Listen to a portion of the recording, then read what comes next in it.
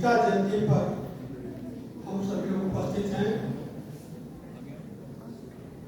और इस कार्यक्रम को आयोजित करने वाले परम श्रद्धेय साईनाथ विश्वविद्यालय के कुलपति डॉक्टर एस.पी. अग्रवाल जी और मुख्य अतिथि बलिहारी बाबा जी और हिंदी के प्रकांड विद्वान श्रद्धेय डॉक्टर दिल बहादुर पांडे जी एवं अन्य विद्वजन और समुपस्थित राधा भगिनी अब मेरे भाग भगवत गुरुता बिनु हरि कृपा मिले संता। यह ईश्वर की कृपा है साईनाथ यूनिवर्सिटी में कि गीता जयंती मनाने के अवसर पर बलिहारी बाबा संत साक्षात यहाँ पर उपस्थित हुए हैं। मैं उनका हृदय से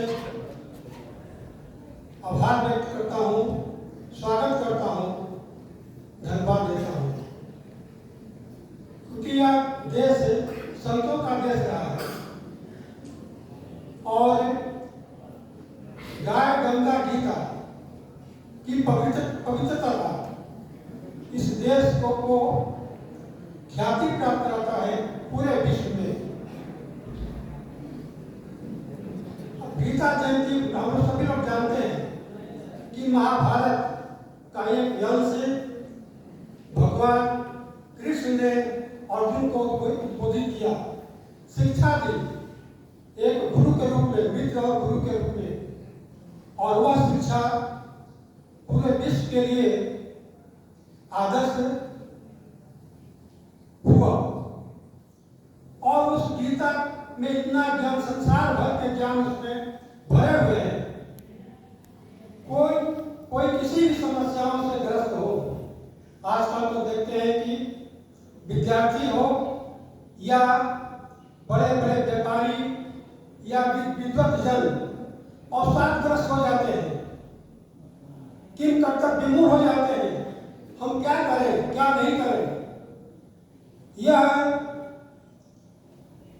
लोगों का दावा है, संत महात्माओं का, सिद्ध पुरुषों का, कि यदि वे गीता को पढ़ें, भगवत गीता को पढ़ें तो उनका अवसाद समस्याएं क्षण भर में दूर हो जाएगा।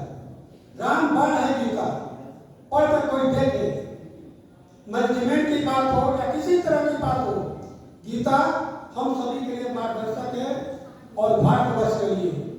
महाभारत आप लोगों को यह जानना होगा कि महाभारत पहले से है। महाभारत युद्ध हुआ इसलिए महाभारत नहीं, महाभारत युद्ध हुआ तो यह बृहत्तर भारत, विशाल भारत जो तिब्बत, ईरान, जापान, चीन आदि देशों तक ये फैला हुआ था। अफगानिस्तान जहाँ की गंधारी, जहाँ का सुपरी उस युद्ध में लड़ा था, तो बृहत्तर भारत था, विशाल भारत था। उसको कहा गया, उसमें सभी लोग प्रत्येक देश के प्रत्येक क्षेत्र के उसमें शामिल हुए थे, इसलिए वो महाभारत कहा गया। भारत विशाल भारत, बेहतर भारत, उस युद्ध को महाभारत कहा गया। कुरुक्षेत्र, गुरु का जो क्षेत्र रहा वह कुरुक्षेत्र, वहां पर युद्ध हुआ। कुरुक्षेत्र, गुरु आने शुरू एकदम तैयार कर हो जाए।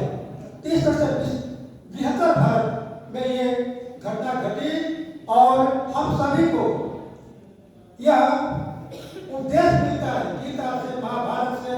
कृष्ण भगवान ने उपदेश दिया कि यह बृहत्तर भारत है, विशाल भारत है, इस पर भगवान कृष्ण और राम ने जन्म लिया है। धन्य धन्य है भारत भूमि की धूल, इसी धूल में घेर बने थे राम कृष्ण भगवान, इस धूली को मल मल कर मस्तक पर पाया रूप अनूप।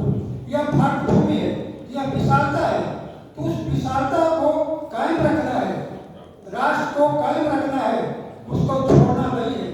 हम महाभारत में देखते हैं कि सुई लोग बंधु के कारण हुआ महाभारत भारी। यह महाभारत विशाल युद्ध हुआ सुई लोग बंधु के कारण। गुरु ने कहा कौरवों ने कहा कि हम भूमि नहीं देंगे, सुई लोग भूखे का हुआ माँ भागी, न्याय करो तो आधा दो, उसमें भी बाधा हो तो दे दो केवल 5 नाम, रखो अपनी धरती तमाम। लेकिन उसने माना नहीं। तो इस बात को आज विश्व के लोगों को जानना चाहिए कि हमारा देश, हमारी मातृभूमि प्राणों से प्यारी है, उसका कोई अंश 1 इंच भी हम दे नहीं सकते हैं। और यह महाभारत उत्तर में संघर्ष हिमालय से दक्षिणम वर्षम पर भारतम नाम भारतीय संतति, यानी वेदों में पुराणों में हम जिस देश में रहते हैं उसका रजिस्ट्री है, निबंधन है कि आपका क्षेत्र विरासत में क्या मिला है, भगवान ने क्या किया है।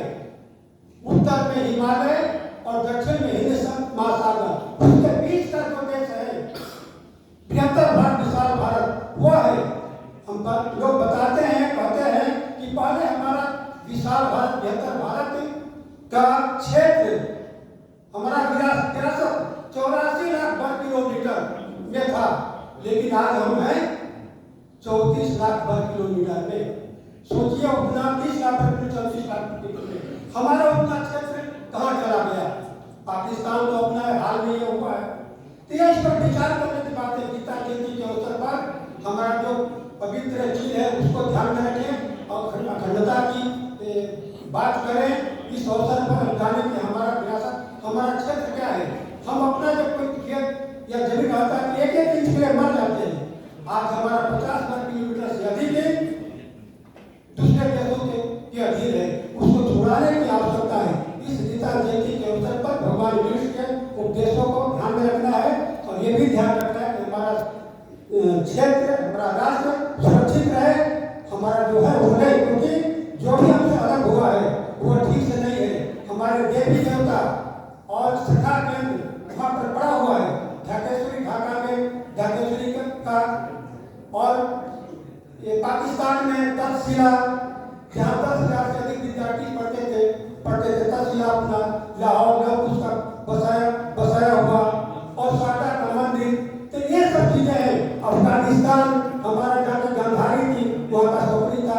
तो ये सब क्षेत्र हम ये नहीं चाहते हैं कि सब को हम बनाते जबरदस्ती शुरू करना, तो हम जानते ही नहीं है। कोई लेकिन कोई छेड़ेगा तो छोड़ेगा नहीं, ये सब आप लोग जानते हैं।